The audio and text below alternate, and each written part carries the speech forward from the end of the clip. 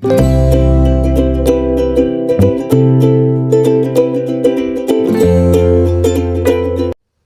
hello, salam sejahtera Malaysia. Selamat datang ke channel Fels Lifestyle. Terima kasih kerana terus setia dan terus bersama di dalam channel ini.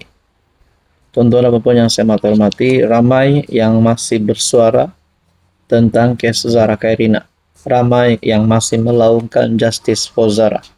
Kita dapat lihat di media sosial, ada perhimpunan dibuat, stiker dibuat, bendera dibuat menunjukkan sokongan moral kepada keluarga Zara, dan rakyat menuntut keadilan untuk adik Zara Khairina.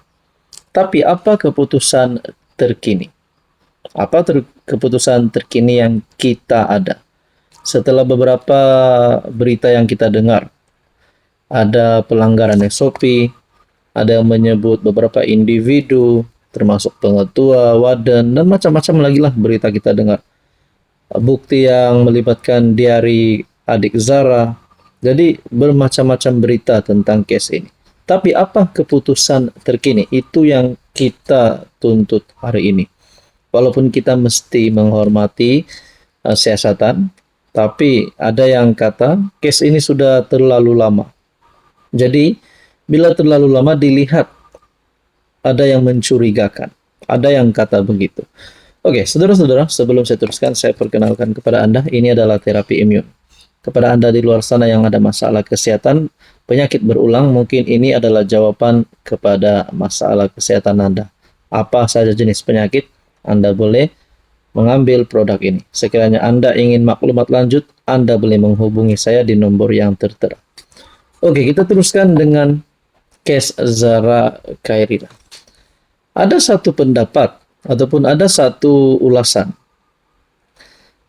Saya mendengar ataupun melihat daripada media sosial beberapa komen, beberapa video yang dibuat oleh pengamal media sosial. Ada yang kata Menteri UMNO, Menteri PKR, dan juga Anwar.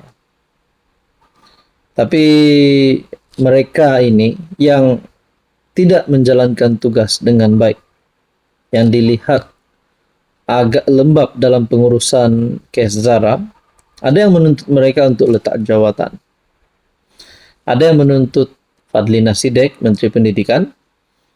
Ada yang menuntut Saifuddin Nasution, Menteri Dalam Negeri, untuk letak jawatan. Ada yang menuntut Anwar. Tidak, kerajaan hari ini seolah-olah tidak memberikan sepenuhnya perhatian terhadap kes ini. Tapi itu semua pandangan daripada netizen. Nah, saudara-saudara, adakah tuntutan-tuntutan ini relevan? Adakah tuntutan ini boleh membawa kepada cepatnya penyelesaian kes Zara Khairina? Berkaitan dengan kes ini, saudara-saudara, saya terfikir, kalaulah pembawaan kes ini sehinggalah PRU 16 dan mungkin PRN Sabah, adakah ini boleh menyebabkan kerajaan yang memerintah hari ini boleh mendapat risiko tinggi untuk ditumbangkan? Pertama, ada yang kata Menteri PKR, Menteri UMNO yang terlibat, yang ada membuat kenyataan berkaitan dengan kes Zara. Mereka ini tidak layak untuk memegang platform kementerian tersebut. Mungkin ada yang kata Menteri PKR, Saifuddin, Fadlina Sidek, dan juga Menteri UMNO mungkin juga Azalina Othman yang ada juga membuat kenyataan berkaitan dengan kes ini. Nah, saudara-saudara, kita tidak tahu sejauh mana proses ataupun keputusan kes Zara Khairina setakat ini. Tapi yang kita mau keadilan untuk adik Zara Khairina. Kita pun tidak tahu Menteri UMNO, Menteri PKR ataupun mana-mana menteri yang ada membuat keputusan berkaitan kes ini, membuat pendedahan berkaitan kes ini, termasuk Anwar Ibrahim sebagai Perdana Menteri. Kita tidak tahu kebenarannya. Jadi apa yang kita boleh buat adalah terpaksa menantikan, terpaksa tunggu keputusan yang benar. Dan yang paling penting, rakyat menuntut keadilan untuk Zara Khairina. Kebenarannya perlu dibongkarkan. Apapun, kita nantikan saja apa keputusan penting daripada kerajaan selepas ini. Hai, hello, salam sejahtera Malaysia. Selamat datang ke channel Fels Lifestyle. Terima kasih kerana terus setia dan terus bersama di dalam channel ini. Apa kabar Anda semua? Saudara-saudara, masih lagi ramai yang bercakap tentang kes Zara Kerina. Laungan Justice for Zara himpunan dibuat hampir di setiap pelosok negara.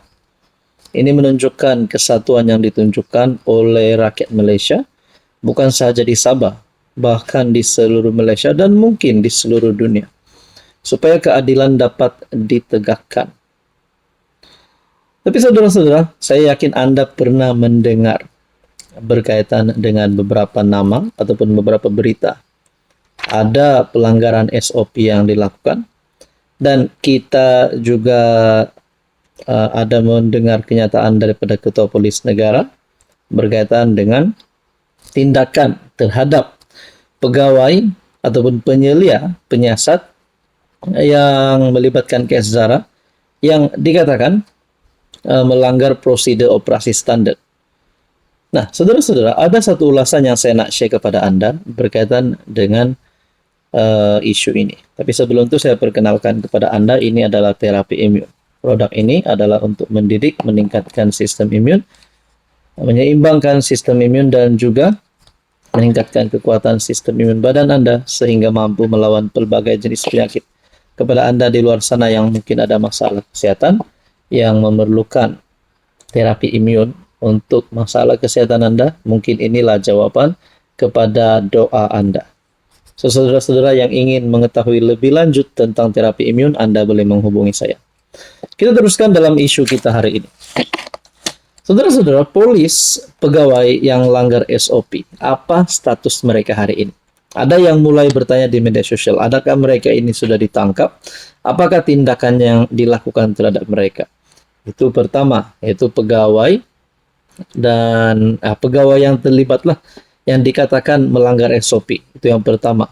Yang kedua, rupanya di media sosial ramai yang masih menuntut pengetua, warden, guru ataupun siapa yang terlibat pada waktu itu yang saya pun tak tahu dari mana akar cerita ini, dari mana pangkal cerita ini yang boleh membawa kepada nama pengetua, nama warden dan nama guru. Kalau guru yang membuat cerita mesin bas itu dah buat pengakuan. Walaupun beliau mengaku tidak bersalah, tapi beliau mengaku beliau didapati hanya membuat maklumat tersebut kerana ingin nak buat konten dalam media sosial. Tapi bagaimana dengan pengetua, warden dan beberapa pihak yang disebut-sebut sehingga ada netizen yang berkata mereka ini perlu ditangkap. Kita tertanya-tanya. Kalau benarlah pengetua kah, warden kah, pegawai polis kah, dokter kah, pelajar kah, ataupun siapapun juga pihak yang memang terlibat dan memang bersalah, mereka perlu dikenakan tindakan undang-undang, hukuman yang setimpal. Tapi masalahnya kita masih menantikan keputusan yang rasmi bahwa mereka ini bersalah.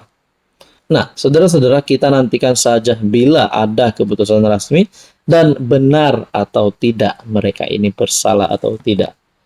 Saudara-saudara, dalam pada itu, Ketua Polis Negara pun sudah membuat kenyataan, mengumumkan tindakan tata tertib ke atas pegawai yang terlibat sekiranya didapati melanggar SOP. Nah, saudara-saudara, kita nantikan. Bukan saja mereka-mereka ini kalau didapati bersalah perlu ditangkap. Tapi yang paling penting dalang utama. Tak kisahlah pembuli kah, siapakah.